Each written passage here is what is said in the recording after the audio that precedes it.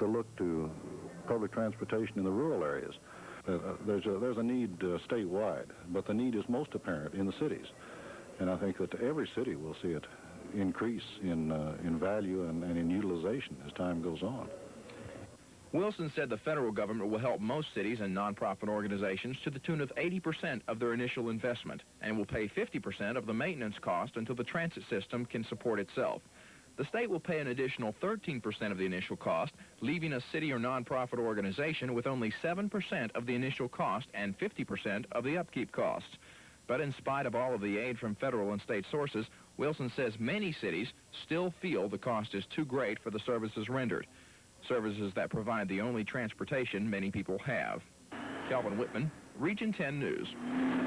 Convicted murderer Jacqueline Warren now knows where she'll spend the next several decades. The story when Region 10 News continues.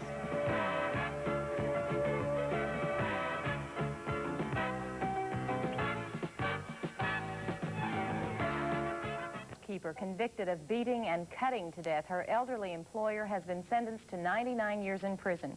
Jacqueline Una Warren was convicted Friday for the savage murder of 70-year-old Ida Lee Baugh of McGregor. Today in Waco's 54th State District Court, the same jury deliberated less than an hour before handing down the stiff sentence. Prosecutors had asked for a life sentence after a string of witnesses paraded to the stand to testify to Warren's bad reputation in Dallas. Warren's attorney pleaded for leniency, saying Warren was a victim of child abuse.